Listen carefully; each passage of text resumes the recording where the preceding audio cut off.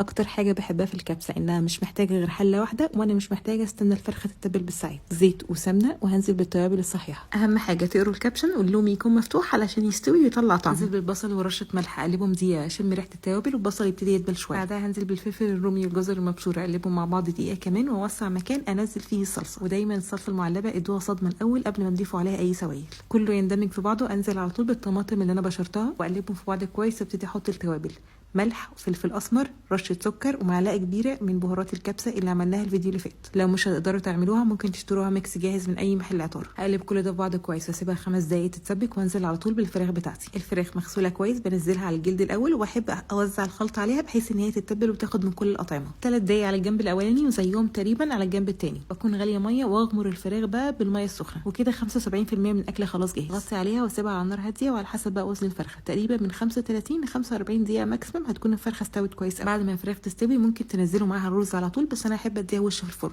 دوقوا المرقه بقى وظبطوا الملح، وشيلوا معلقتين من الشوربه دي على جنب.